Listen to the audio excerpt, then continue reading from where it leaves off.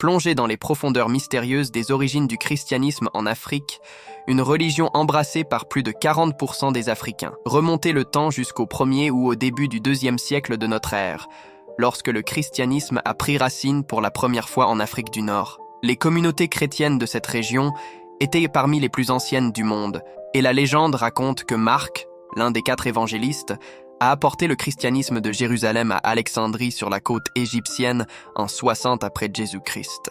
C'était à peu près au même moment ou peut-être avant que le christianisme ne se propage en Europe du Nord. Une fois en Afrique du Nord, le christianisme s'est propagé lentement à l'ouest d'Alexandrie et à l'est de l'Éthiopie. À travers l'Afrique du Nord, le christianisme a été adopté comme la religion de la dissidence contre l'Empire romain en expansion. Au IVe siècle après J.C., le roi éthiopien Ezana a fait du christianisme la religion officielle du royaume. En 312, l'empereur Constantin fit du christianisme la religion officielle de l'Empire romain. Au 7e siècle, le christianisme a reculé sous l'avancée de l'islam, mais elle est restée la religion choisie de l'Empire éthiopien et a persisté dans des poches en Afrique du Nord. Au 15e siècle, le christianisme est arrivé en Afrique subsaharienne avec l'arrivée des Portugais.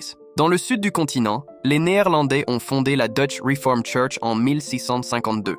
À l'intérieur du continent, la plupart des Africains ont continué à pratiquer leur propre religion sans être dérangés jusqu'au XIXe siècle. À cette époque, les missions chrétiennes en Afrique se multiplient, portées par une croisade anti-esclavagiste et l'intérêt des Européens à coloniser l'Afrique. Cependant, là où les Africains s'étaient déjà convertis à l'islam, le christianisme a eu peu de succès. Le christianisme a été un agent de grands changements en Afrique. Il a déstabilisé le statu quo, apportant de nouvelles opportunités à certains et sapant le pouvoir des autres. Les missions chrétiennes sont venues avec l'éducation, l'alphabétisation et l'espoir pour les défavorisés. Cependant, la propagation du christianisme a ouvert la voie aux spéculateurs commerciaux et, dans sa forme européenne rigide d'origine, a privé les Africains de leur culture ancestrale. La branche éthiopienne du christianisme est apparue pour la première fois dans le royaume d'Aksum, dans le coin nord des hauts plateaux éthiopiens. La personne qui a introduit le christianisme à Aksum serait Fremnatos, connu sous le nom de Frumentius en Europe, plus tard un saint. Il est diversement décrit comme un commerçant, philosophe et théologien. L'histoire raconte qu'il était en route vers l'Inde lorsqu'il a été kidnappé à Aksum. Il a évidemment fait bonne impression, car il a fini par être le tuteur du futur roi Ezana. Le roi a adopté le christianisme comme religion officielle en 333 après Jésus-Christ. Fremnatos a été récompensé pour cela en étant consacré évêque d'Aksum lors d'une cérémonie à Alexandrie. Lorsque la dynastie d'Aksum s'est effondrée, le centre du pouvoir éthiopien s'est déplacé vers le sud et l'est, emportant avec lui la tradition chrétienne. L'histoire la plus populaire liée à la région est le récit ancien de la reine de Saba. Comme indiqué dans l'Ancien Testament, elle a voyagé d'Aksum à Jérusalem pour rencontrer le célèbre roi Salomon, roi des Israélites, à Jérusalem. Le christianisme s'est propagé au sud, du nord de l'Égypte à la Nubie, aujourd'hui le sud de l'Égypte et le nord du Soudan, quelques 200 ans après l'effondrement du puissant royaume de la vallée du Nil de Méroé au IVe siècle après J.C. Il a été apporté par des commerçants d'Égypte et par des voyageurs d'Aksum.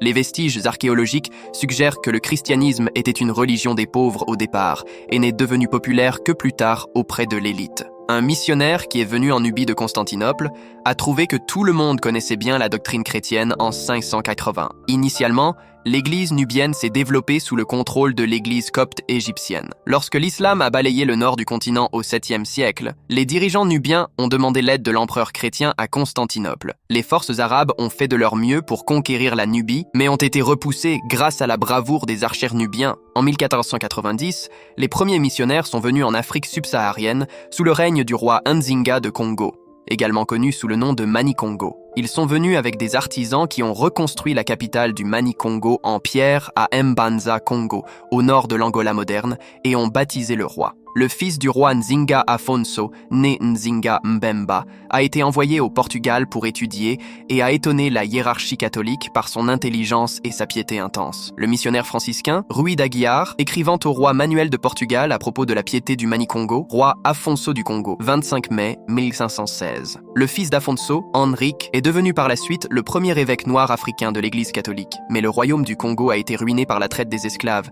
qui a provoqué une énorme perte de main-d'œuvre. Au début du 19e siècle, très peu de personnes en Afrique pratiquaient le christianisme, à part les Éthiopiens, les Égyptiens coptes et les personnes vivant dans les vestiges de l'Empire congolais, Congo-Brazzaville moderne, et ouest de la RD Congo. Dans les années 1800, des expéditions missionnaires catholiques sont lancées avec une nouvelle vigueur au Sénégal et au Gabon. Les missionnaires protestants ont commencé à travailler en Sierra Leone en 1804. Les missionnaires représentaient un large éventail de dénominations ou d'églises, catholiques, protestantes, anglicanes, beaucoup d'entre elles en compétition et en conflit les unes avec les autres. L'abolition de la possession d'esclaves en 1807 et la traite des esclaves en 1834 dans tout l'Empire britannique se sont avérés être deux tournants importants. L'interdiction de la traite des esclaves et la conversion des esclaves libérés sont devenus un puissant motif de mise en place de missions chrétiennes européennes. La compassion humaine en Europe pour le sort des esclaves a permis de collecter des fonds pour financer les dépenses considérables liées à la mise en place d'une mission. Les protestants ont répandu l'évangile chrétien à travers les esclaves qui ont été libérés des navires esclavagistes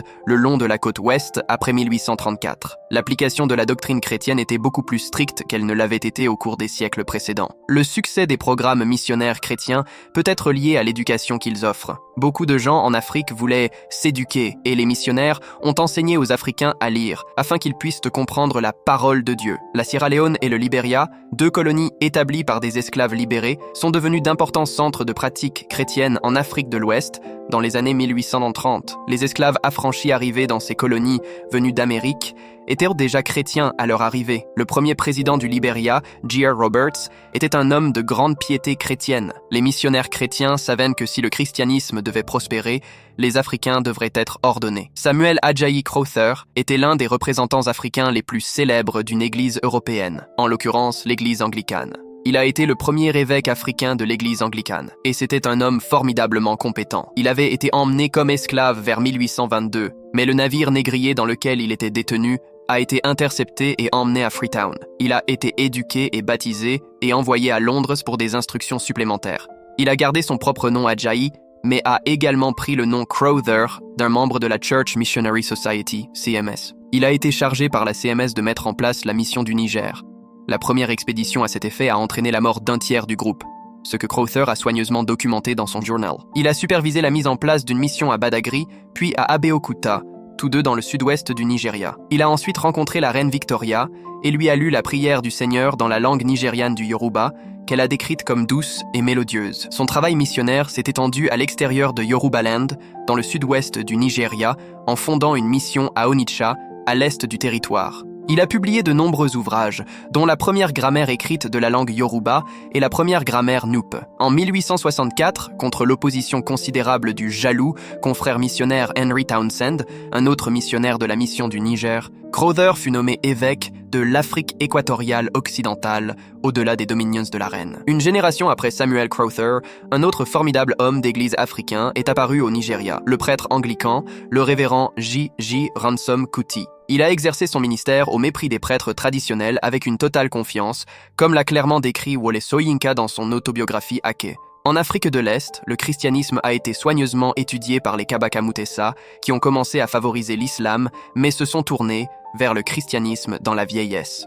Son fils Kabaka Mwanga était d'abord favorable aux chrétiens, mais sous la pression des factions parmi les chefs de son clan, il a constamment changé d'avis sur la religion. Il a ordonné le meurtre de l'évêque anglican Hannington, qui était sur le point de le rencontrer, et a fait assassiner un certain nombre d'évangélistes chrétiens. Il a été évincé de ses fonctions pendant quelques années par ses propres chefs, puis réinstallé et finalement envoyé en exil par les Britanniques. Aujourd'hui, le christianisme est adopté par la majorité de la population dans la plupart des États, d'Afrique australe, d'Afrique du Sud-Est et d'Afrique centrale et dans d'autres parties de la Corne de l'Afrique et de l'Afrique de l'Ouest. Les chrétiens coptes constituent une minorité importante en Égypte. Le World Book Encyclopedia a estimé qu'en 2002, les chrétiens formaient 40% de la population du continent, les musulmans formant 45%.